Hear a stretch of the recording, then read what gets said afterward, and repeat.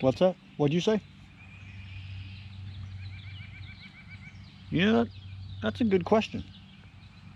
I don't know. We might have to find out. Did you hear that? He just asked me if braided line will work on vintage reels. I really don't know. I've never tried. It's a good question. I'm glad he's paying attention. Good job. Why don't we just find out? So what have we got? I'm going to show you what we got. We have a vintage 304 Mitchell, Garcia Mitchell, with some 15-pound braided PC fin lunker line. And over here we have a vintage 308A Mitchell, Garcia Mitchell to be exact, with some 10-pound. It's a mix here. Vicious 10-pound line with some PC fin 10-pound line underneath of all that tied together. I had just enough, kind of laying around to do one reel, so I combined the two. But we're going to see how braided line works on vintage reels. Plus we can also get the count up on that 304 and see how many more fish we can catch on that thing and get us closer to 304, because I think at this point we're only up to 14.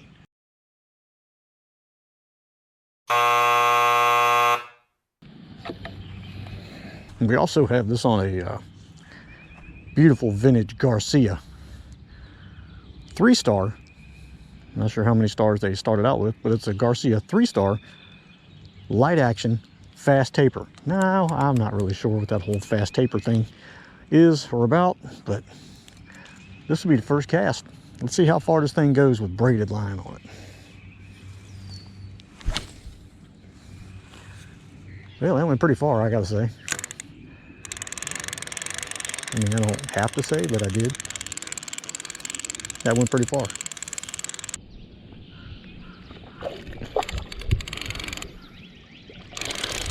Well, after about 45 casts, we finally got something.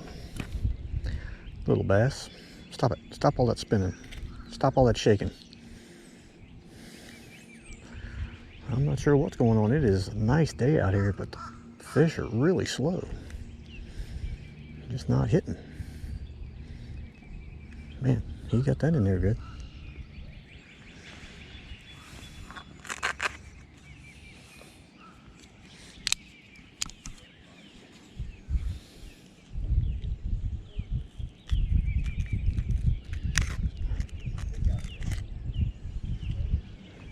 All right, just a little guy, but he hit. Whoa, what was that? There we go, finally.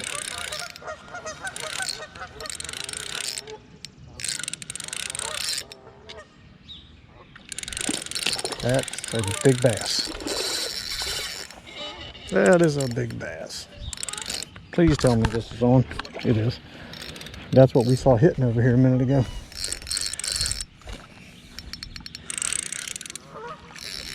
Come on, untangle yourself from that stick. I will walk right out there and get you. The stick, somebody's broken line. Well, we got him, never to say the least, but let's go figure out how to undo all this. And that is a big fish that deserves a picture. That's got to be what was over there making all them swirls and beating the bank apart. We finally just got his attention. Boy, that was a struggle. Let's get him back in there. This is deeper.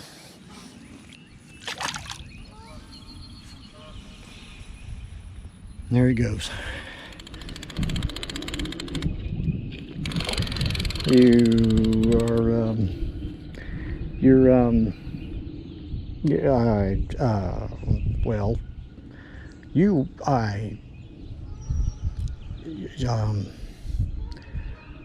Come here to me. What in the world?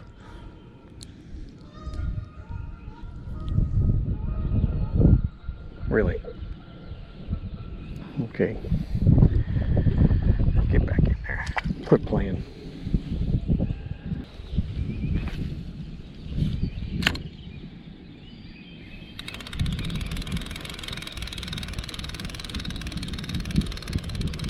There we go.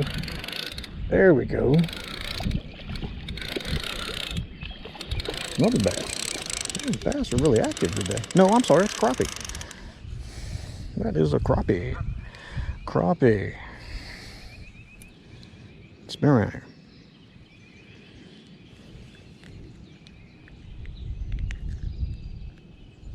Oops, I rehooked you. Sorry about that. Nice little crappie.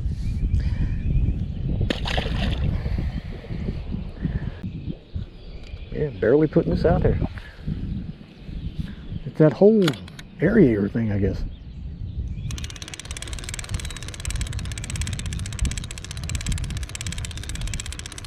Yep, there's another one. Oh, you gotta be joking. How are you getting off? You sorry little rascals?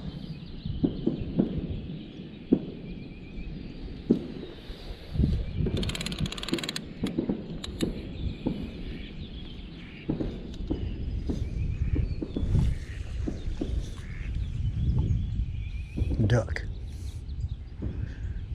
I like how quiet ducks are. They just make an occasional sound.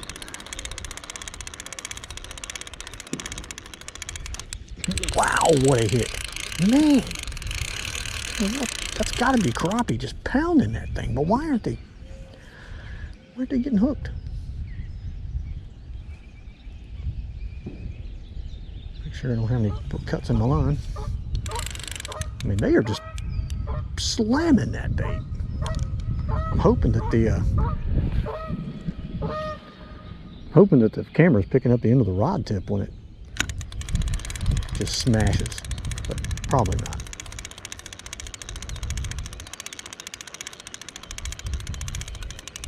There we go.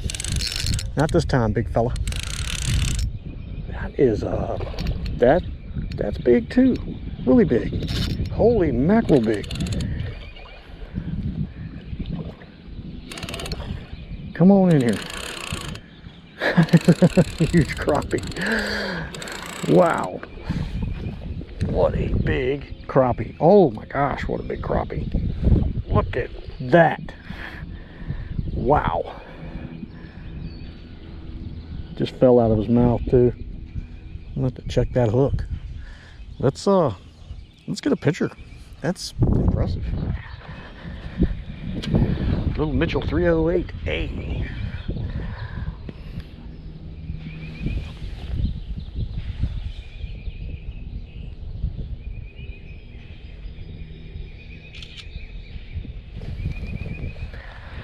Yes, sir. That's really fun right there. I'd say about 13 inches. 13, maybe and a half, 13. Probably 13. Thank you, big fella.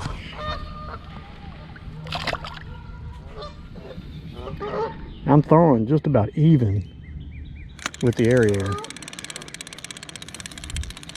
And just kind of... Oh!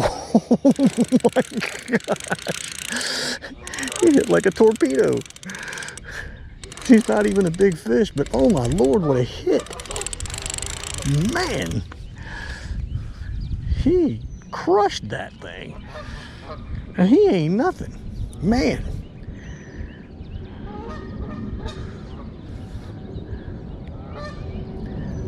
Man. He nailed that thing. Thanks, dude. That was intriguing. Oh yeah, there we go. There we go. Another fighting like a crappie. Nope, but it's another bass.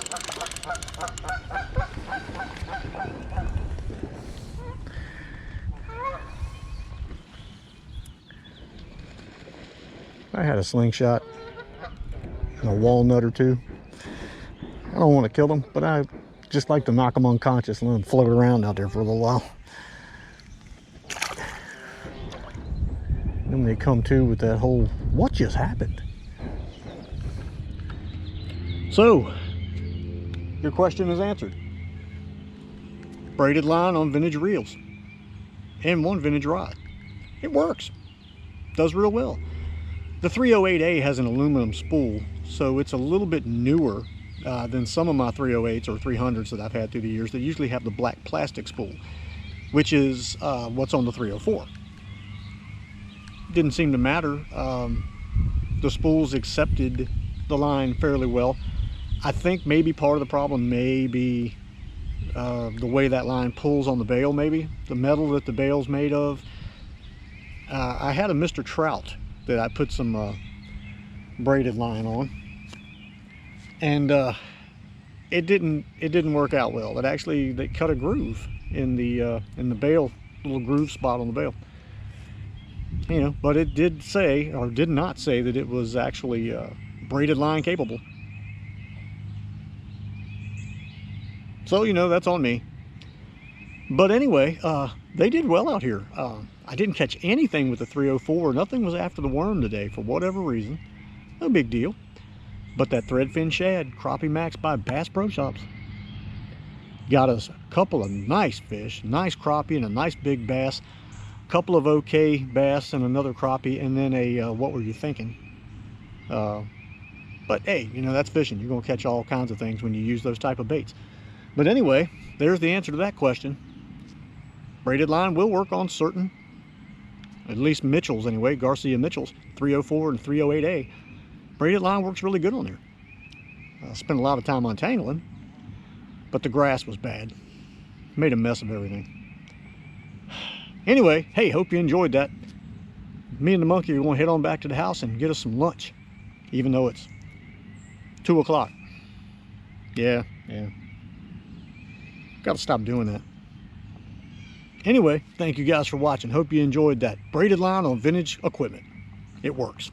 At least on these two it did. So anyway, thanks. Talk to you later. Let's go, boy. Let's get out of here.